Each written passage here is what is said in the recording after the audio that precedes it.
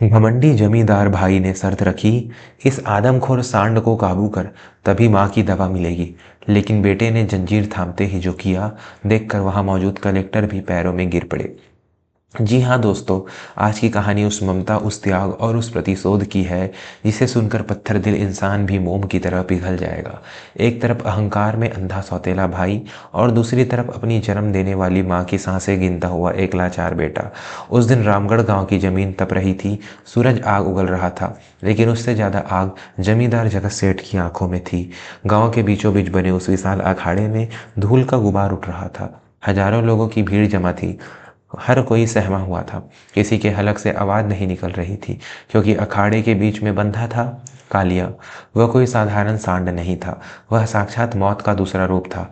काला स्याह रंग, पहाड़ जैसा विशाल शरीर, खून से सनी लाल आंखें और लोहे जैसे सख्त सींगे। उसकी एक हुंकार से ही अच्छे अच्छे पहलवानों का कलेजा मुंह को आ जाता था। कहते हैं कालिया के सामने जो भी गया वो कभी अपने पैरों पर चलकर वापस नहीं आया। भीड़ के एक कोने में खड़ा था राघव। कपड़े फटे हुए, गालों पर आंसुओं के सूखे निशान, लेकिन आंखों में एक ऐसी चमक जो शायद किसी ज्वालामुखी के फटने से पहले होती है। उसके ठीक सामने ऊंचे मंच पर मखमली गद्दी पर बैठा था जगत सेठ, राघव का अपना बड़ा सौतेला भाई। राघव ने अपने हाथ जोड़े, उसकी आवाज़ कांप रही थी, लेकिन उसमें भीख नहीं, एक अधिकार की गूंज थी। भैया, मैं आपके हाथ जोड़ता हूँ। माँ की हालत बहुत ख़राब है। डॉक्टर ने कहा है अगर अगले 2 घंटे में ऑपरेशन नहीं हुआ तो हम उन्हें खो देंगे। बाबूजी की वसीयत के हिसाब से ज़मीन में मेरा भी हिस्सा है, मुझे मेरा हिस्सा मत दीजिए, बस माँ के इलाज के लिए 2 लाख रुपए दे दीजिए। जगत सेठ ने पान की पीक थूकी और एक क्रूर हंसी हंसी। उसने अपनी मूछों पर ताव देते हुए कहा, हिंसा, अधिकार, अरे 2 कौड़ी के भिखारी, वो बुढ़िया मेरी सौतेली माँ है, कोई सगी नहीं। और तू उस घर का नौकर बनने लायक भी नहीं है। रही बात पैसों की, जगत सेठ ने अखाड़े के बीच में खड़े उस आदमखोर सांड कालिया की तरफ इशारा किया। देख रहा है उसे? अगर तूने उस कालिया की सवारी कर ली, उसे अपने कदमों में झुका दिया, तो 2 लाख नहीं, पूरे 10 लाख रुपए अभी के अभी तेरे कदमों में फेंक दूंगा। लेकिन अगर तू हारा तो तुझे और तेरी उस बीमार माँ को गांव छोड़कर हमेशा के लिए जाना होगा। मंजूर है? भीड़ सन्न रह गई। यह शर्त नहीं, यह तो सीधे सीधे मौत का फरमान था। कालिया के पास जाना मतलब खुदकुशी करना। राघव ने एक पल के लिए अपनी आंखों में बसी माँ की तस्वीर को याद किया। वो माँ जो खटिया पर पड़ी पड़ी खून की उल्टियाँ कर रही थी। वो माँ जिसने दूसरों के घरों में बर्तन मांजकर राघव को पाला था, क्योंकि पिता की मौत के बाद जगत सेठ ने उन्हें घर से निकाल दिया था। राघव ने गहरी सांस ली। उसने जगत सेठ की आंखों में आंखें डालकर कहा, मुझे शर्त मंजूर है। भीड़ में चीख पुकार मच गई। अरे पागल हो गया है लड़का, मर जाएगा, अनाथ हो जाएगा। लेकिन राघव को अब कोई शोर सुनाई नहीं दे रहा था। उसे सिर्फ अपनी माँ की उखड़ती हुई सांसें सुनाई दे रही थी। दोस्तों, क्या राघव अपनी माँ के लिए कालिया जैसे दैत्य का सामना कर पाएगा या फिर अहंकार जीत जाएगा? कहानी में आगे जो हुआ वो आपकी रूह कपा देगा। लेकिन उससे पहले, अगर आप भी अपनी माँ को भगवान से बढ़कर मानते हैं तो अभी हमारे चैनल को सब्सक्राइब करें और कमेंट में माँ मेरी जन्नत ज़रूर लिखें। आपका एक लाइक किसी की ज़िंदगी बदल सकता है।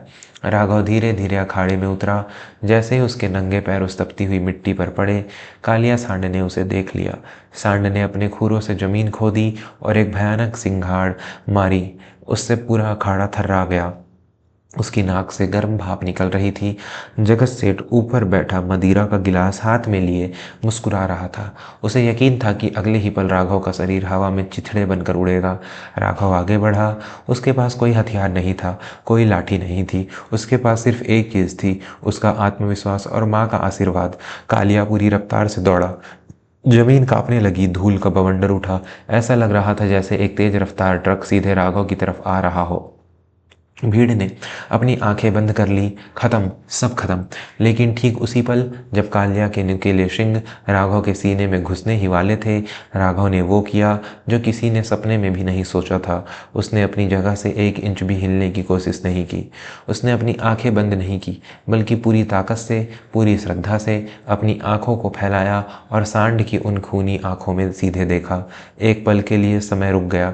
कालिया जो किसी को भी रौंदने के लिए मशहूर था, राघव राघव से मात्र एक हाथ की दूरी पर आकर अपने आप रुक गया। उसके खुर जमीन में धंस गए। धूल का गुबार अभी भी हवा में था। राघव की आंखों में डर नहीं, उसकी आंखों में वो दर्द था जो एक बेटा अपनी माँ के लिए महसूस करता है। उसकी आंखों में वो आग थी जो अन्याय के खिलाफ जलती है। जानवर इंसान की भाषा समझे ना समझे, लेकिन जज्बात और ऊर्जा को बहुत गहराई से समझता है। राघव ने धीरे से अपना हाथ आगे बढ़ाया। भीड़ की सांसें अटकी हुई थी। जगत सेठ के हाथ से शराब का गिलास छूटकर गिर गया। ये क्या हो रहा है? मार साले को, मार कालिया, जगत सेठ चिल्लाया। लेकिन कालिया ने हमला नहीं किया। राघव का हाथ कांप नहीं रहा था। उसने सांड के माथे पर हाथ रखा और बुदबुदाया, मेरे पास लड़ने की ताकत नहीं है मेरे दोस्त, लेकिन मेरी माँ मर रही है, मुझे जाने दे, मुझे जीत जाने दे। ये शब्द इतने धीमे थे कि शायद किसी इंसान ने न सुने हो, लेकिन उस मुक पशु ने सुन लिए। अगले ही पल वो आदमखोर सांड जिसके नाम से बच्चे रो पड़ते थे, वो धीरे धीरे अपने अगले घुटनों पर बैठ गया। उसने अपना विशाल सिर राघव के चरणों में रख दिया। पूरे मैदान में सन्नाटा छा गया, इतना गहरा सन्नाटा कि अगर सुई भी गिरे तो आवाज़ गूंज उठे। और फिर अचानक तालियों की गड़गड़ाहट से आसमान फट पड़ा। राघव भैया की जय, चमत्कार हो गया। राघव की आंखों से आंसू बह निकले। उसने सांड के माथे को चूमा और पलटकर जगत सेठ की तरफ देखा। राघव अखाड़े से बाहर आया, धूल और पसीने से लथपथ। वह सीधा मंच की तरफ बढ़ा। भैया, मैंने शर्त पूरी की। कालिया झुक गया। अब मुझे मेरे पैसे दीजिए, मुझे मेरे माँ के पास जाना है। जगत सेठ का चेहरा गुस्से से लाल हो चुका था। उसकी बेइज्जती हो चुकी थी। पूरे गाँव के सामने एक 2 कौड़ी के लड़के ने उसका घमंड तोड़ दिया था। जगत सेठ ने अपने लठैतों गुंडों को इशारा किया। कैसी शर्त? कौन से पैसे? मैंने तो मजाक किया था। और तूने जरूर इस सांड को कोई नशा सुंघाया है। इसे पकड़ो और इतना मारो कि ये अपनी माँ का चेहरा देखने लायक न बचे। धोखा! भीड़ गुस्से से कुलबुला उठी, लेकिन जगत सेठ के गुंडों और बंदूकों के डर से कोई आगे नहीं आया। राघव को 4 पहलवानों ने घेर लिया। वो चिल्लाता रहा, भैया अधर्म मत करो, माँ मर जाएगी, भगवान के लिए। लेकिन जगत सेठ हंसता रहा। भगवान? यहाँ का भगवान मैं हूँ। आज न तुझे पैसा मिलेगा और न तेरी माँ बचेगी। राघव को लाठियों से पीटा जाने लगा। वो जमीन पर गिर पड़ा, खून बहने लगा, लेकिन उसकी मुट्ठी में अभी भी वो मिट्टी थी जिसे उसने अखाड़े से उठाया था। दोस्तों, जुल्म की भी एक हद होती है। जब इंसान के सब्र का बांध टूटता है तो प्रलय आती है। अब जो होने वाला है वो देखकर आपकी आंखों से आंसू नहीं रुकेंगे। क्या राघव की माँ ऐसे ही तड़प कर मर जाएगी या कोई फरिश्ता आएगा? जानने से पहले अगर आप मानते हैं कि कर्म का फल सबको मिलता है तो चैनल को अभी सब्सक्राइब करें और बेल आइकन दबाएं। अन्याय के खिलाफ आवाज़ उठाना भी एक धर्म है। तभी रुको! एक ऐसी कड़कदार और रौबदार आवाज़ गूंजी कि लाठियां हवा में ही रुक गई। यह आवाज़ भीड़ के बीच से नहीं, बल्कि मंच के पीछे बनी वीआईपी गैलरी से आई थी। वहाँ जहाँ एक साधारण से दिखने वाले बुजुर्ग सिर पर साफा बांधे बैठे थे, लोग उन्हें किसी दूसरे गांव का मेहमान समझ रहे थे। वो बुजुर्ग धीरे धीरे उठे। उनके साथ 4 पुलिस वाले भी अपनी वर्दी में तने हुए खड़े हो गए। जगत सेठ ने घुर कर देखा। ए बुढ़े, तू कौन है जो मेरे मामलों में टांग अड़ा रहा है? बैठ जा चुपचाप, वरना। बुजुर्ग ने अपने सिर से साफा हटाया और अपनी जेब से चश्मा निकालकर पहना। जैसे उनका चेहरा साफ दिखा, वहां खड़े पटवारी और पुलिस इंस्पेक्टर के हाथ से डंडे छूट गए। इंस्पेक्टर तुरंत दौड़कर आया और बुजुर्ग के पैरों में गिरकर सैल्यूट मारा। सर, आप यहाँ बिना बताए? जगत सेठ की तो जैसे रूह कांप गई। उसके हलक से आवाज़ ही नहीं निकली। वो साधारण बुजुर्ग कोई और नहीं बल्कि जिले के नए डिस्ट्रिक्ट कलेक्टर डीएम साहब श्रीमान अवनीश अग्निहोत्री थे, जो भेष बदलकर गांवों में हो रही अवैध जमींदारी और जुल्म की जांच करने निकले थे। कलेक्टर साहब मंच पर चढ़े। उनकी आंखों में वो अंगारे थे जो कालिया सांड की आंखों से भी ज़्यादा तेज थे। उन्होंने एक जोरदार तमाचा जगत सेठ के गाल पर रसीद किया। झटक! आवाज़ इतनी तेज थी कि लगा बिजली गिरी हो। जगत सेठ, जो खुद को भगवान समझता था, जमीन पर रेंगने लगा। कलेक्टर साहब ने राघव को खुद अपने हाथों से उठाया, अपनी रुमाल से उसका खून पोंछा। फिर उन्होंने माइक हाथ में ली और गरजे, जगत सिंह, तुझे क्या लगा कानून अंधा होता है? मैं पिछले 2 घंटे से यहाँ बैठकर तेरा तमाशा देख रहा हूँ। तूने सिर्फ एक भाई का हक नहीं मारा, तूने मानवता की हत्या करने की कोशिश की है। वो सांड जानवर होकर भी इंसानियत समझ गया, लेकिन तू इंसान होकर भी जानवर से बदतर निकला।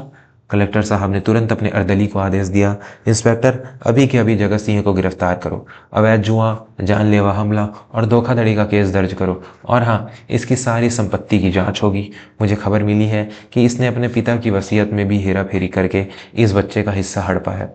जगत सेठ गिड़गिड़ाने लगा, साहब माफ़ कर दो साहब, गलती हो गई, मैं पैसे दे देता हूँ। कलेक्टर साहब ने उसे ठोकर मारी, पैसे तो तुझे देने ही होंगे, लेकिन अब भीख में नहीं, हट जाने के तौर पर। कलेक्टर साहब ने राघव के कंधे पर हाथ रखा और कहा, बेटा, तेरी माँ के इलाज का पूरा खर्चा अब प्रशासन उठाएगा। एम्बुलेंस आ रही है और इस गांव की जिस ज़मीन पर ये अखाड़ा बना है, पुराने कागजों के हिसाब से वो तेरे पिता ने तेरी माँ के नाम की थी। आज से ये ज़मीन, ये बाग और ये हवेली सब तेरा है। राघव फूट फूट कर रो पड़ा। उसने कलेक्टर साहब के पैर पकड़ लिए। साहब, आपने मेरी माँ को बचा लिया। कलेक्टर साहब ने उसे गले लगाया और कहा, नहीं बेटे, तेरी माँ को तेरी उस भक्ति ने बचाया है जिसके आगे साक्षात काल भी झुक गया। जगत सेठ को पुलिस हथकड़ी लगाकर घसीटते हुए ले गई। गांव वाले जो डर के मारे चुप थे, अब जगत सेठ पर थूक रहे थे। उसी शाम शहर के सबसे बड़े अस्पताल में राघव की माँ का ऑपरेशन हुआ। जब माँ को होश आया और उन्होंने राघव को सही सलामत देखा तो उनकी आंखों से आंसू बह निकले। राघव ने माँ का हाथ थामकर कहा, माँ, अब हम कभी नहीं भूखे नहीं रहेंगे। भैया का पाप का घड़ा भर गया और तेरे आशीर्वाद ने हमें जीत दिला दी। कहानी की सीख, मोरल। दोस्तों, इस कहानी से हमें यह सीख मिलती है कि सत्य परेशान हो सकता है लेकिन पराजित नहीं। जगत सेठ के पास दौलत थी, ताकत थी, अहंकार था, लेकिन राघव के पास पवित्र उद्देश्य और माँ का आशीर्वाद था। जब नीयत साफ हो और हौसला बुलंद हो तो रास्ते के कांटे भी फूल बन जाते हैं और मदद करने के लिए खुद ईश्वर किसी न किसी रूप में आ ही जाते हैं, चाहे वो एक मुखसांड के रूप में हो या एक कलेक्टर के रूप में। बुराई चाहे कितनी ही ताकतवर क्यों ना हो, उसका अंत हमेशा बुरा ही होता है। आपको राघव की हिम्मत कैसी लगी? क्या आपने भी कभी अपनी ज़िंदगी में किसी अपने के लिए रिस्क लिया है? नीचे कमेंट में ज़रूर बताएं। और हाँ, ऐसे ही रोंगटे खड़े कर देने वाली कहानियों के लिए चैनल को सब्सक्राइब करना न भूलें। मिलते हैं अगली कहानी में, तब तक के लिए अपने माता पिता का ख्याल रखें। जय हिंद।